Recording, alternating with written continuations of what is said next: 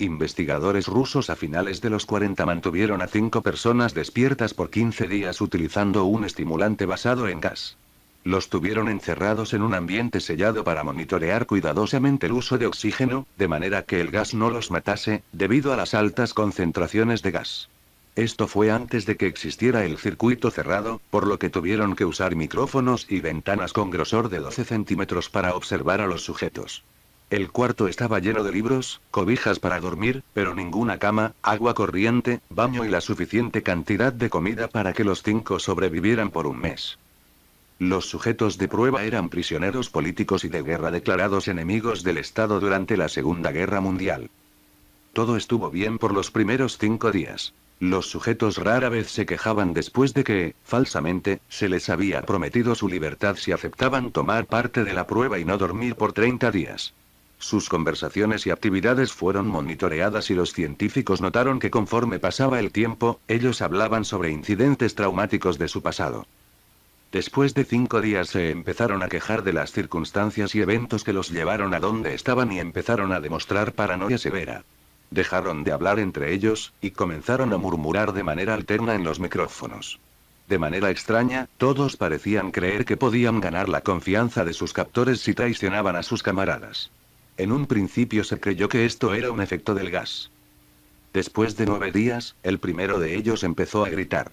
Corría por todo el cuarto gritando repetidamente por 3 horas seguidas. Después, trató de continuar gritando, pero solo podía dar un grito ocasional. Los científicos postularon que físicamente se había destrozado las cuerdas vocales. La parte más sorprendente de este comportamiento fue cómo sus compañeros reaccionaron a esto.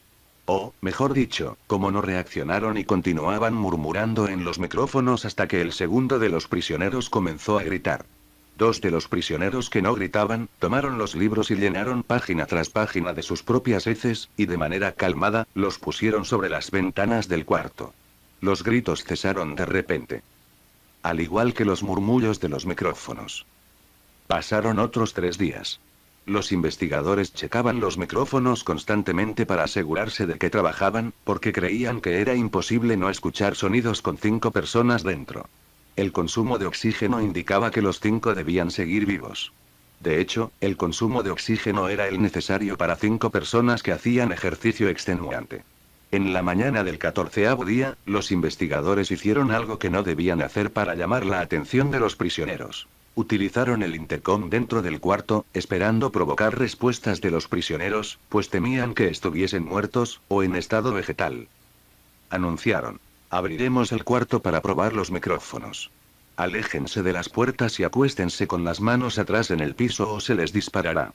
Se le otorgará la libertad a uno de ustedes si obedecen. Para su sorpresa, escucharon solo una frase, con voz calmada: no queremos ser liberados. Hubo un gran debate entre los investigadores y fuerzas militares que financiaban el proyecto. Sin poder provocar más respuestas utilizando el intercom, finalmente se decidió abrir el cuarto a la medianoche del día número 15. Se limpió el gas del cuarto, y se llenó de aire fresco. Inmediatamente, voces de los micrófonos empezaron a objetar. 3 voces diferentes rogaban por la vida de sus seres queridos, que encendieran el gas nuevamente. Se abrió el cuarto para sacar a los prisioneros. Gritaron más fuerte que nunca, al igual que los soldados, cuando vieron lo que había dentro. 4 de los sujetos seguían vivos. Las raciones de los pasados 5 días no habían sido tocadas. Había pedazos de carne de las costillas y pantorrillas del sujeto muerto colocados dentro del drenaje del centro del cuarto, bloqueándolo, permitiendo que 4 pulgadas de agua se acumularan en el piso. Los 4 sobrevivientes también tenían pedazos de piel y carne arrancada de sus cuerpos. La destrucción de tejidos y la exposición de huesos en la punta de sus dedos indicaba que las heridas fueron infligidas por las manos, y no con los dientes, como era de suponerse. Al examinarlos, se descubrió que la mayoría de las heridas fueron autoinfligidas en su mayoría. La piel y los órganos de detrás de las costillas fueron removidos. Mientras que el corazón, los pulmones y el diafragma seguían en su lugar. El tracto digestivo de los 4 sujetos podía verse trabajar, digiriendo comida. Rápidamente se hizo aparente estaban digiriendo su propia carne, y que ellos la arrancaron y se la comieron en el transcurso de los días. La mayoría de los soldados eran fuerzas especiales rusas en las instalaciones, pero, aún así, muchos se negaron a regresar al cuarto para sacar a los prisioneros. Estos, sin embargo, insistían a gritos que los dejaran dentro y de manera alterna rogaron y demandaron que se encendiera el gas nuevamente, para evitar quedarse dormidos. Para sorpresa de todos, los sujetos pusieron una resistencia feroz durante la extracción. Un soldado ruso falleció cuando uno de los sujetos le mordió el cuello, otro fue gravemente herido cuando otro de los prisioneros le mordió la arteria femoral y los testículos. Otros 5 soldados perdieron la vida, si se cuentan a aquellos que se quitaron la vida en las semanas consecuentes al incidente.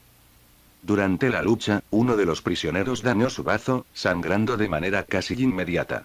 Se intentó sedar al sujeto, pero fue imposible. Se le inyectó más de 10 veces de la dosis humana de morfina, y aún así luchó como un animal rodeado, rompiendo las costillas y un brazo de un doctor. Se veía latir su corazón al máximo por 2 minutos completos, mientras se desangraba, y continuó gritando por más de 3 minutos, atacando a quien se le acercara, repitiendo la palabra más una y otra vez, cada vez más débil, hasta que cayó en silencio. Los otros 3 sobrevivientes, fueron inmovilizados fuertemente y llevados hacia instalaciones médicas. 2 de ellos, con cuerdas vocales intactas, demandaban continuamente más gas para permanecer despiertos. El más herido de los 3, fue llevado al único cuarto de cirugía que había en las instalaciones. En el proceso de su preparación para colocar nuevamente sus órganos en su lugar, se notó que el sujeto era totalmente inmune a los sedantes. Peleó furiosamente cuando el gas anestésico se le estaba colocando.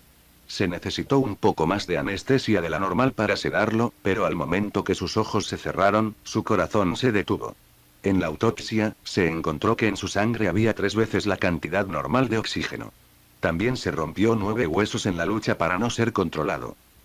El segundo sobreviviente, era el que primero gritó del grupo. Con sus cuerdas vocales destruidas, no pudo objetar la cirugía, y solo reaccionaba agitando violentamente la cabeza en desacuerdo cuando se le administraba el gas anestésico. Afirmó violentamente con la cabeza cuando alguien sugirió hacer la cirugía sin anestesia, y no reaccionó durante la misma, que duró 6 horas en la cual se intentó reemplazar sus órganos abdominales y cubrirlo con lo que quedaba de su piel.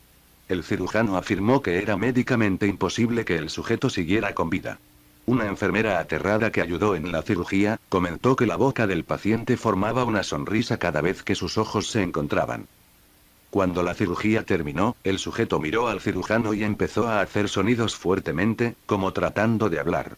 Asumiendo que esto era de gran importancia, el cirujano le entregó un papel y una pluma, para que el paciente pudiera comunicarse. Sigue cortando, escribió y se le hizo la misma cirugía sin anestesia a los otros 2 sujetos. Se les tuvo que inyectar un paralítico, pues ellos reían constantemente, y le era imposible realizar la operación al cirujano. Una vez paralizados, solo podían interactuar con sus ojos. En el momento en que pudieron hablar nuevamente, exigieron una vez más el gas estimulante. Los investigadores trataron de averiguar por qué se lastimaron de esa forma a sí mismos, y por qué querían el gas nuevamente. La única respuesta fue: debo permanecer despierto.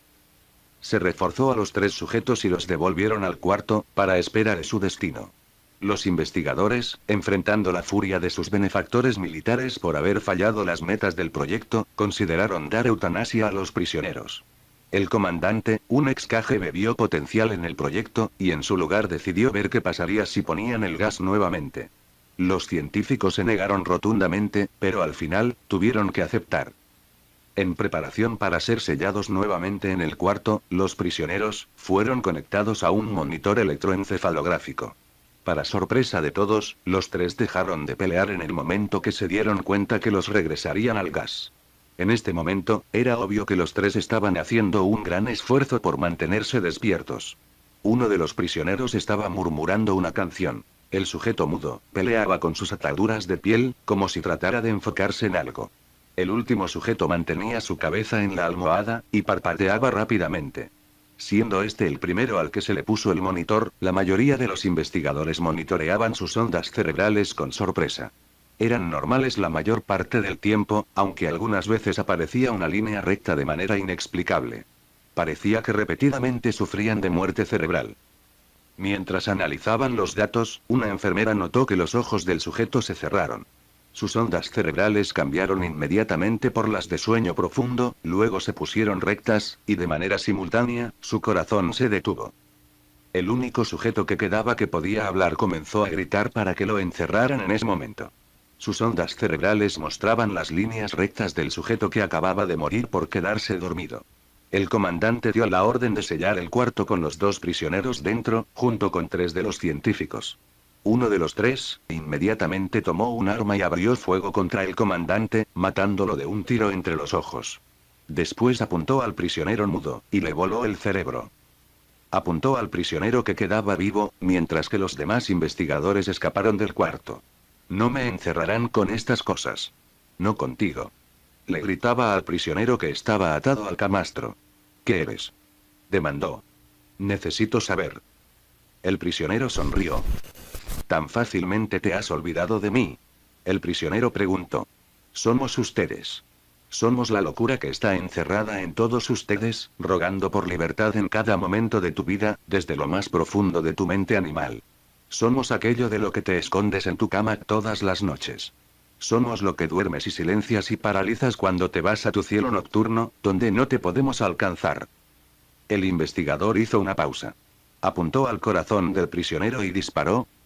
La electroencefalografía mostró una línea recta mientras el sujeto débilmente murmuró, casi. Tan libre.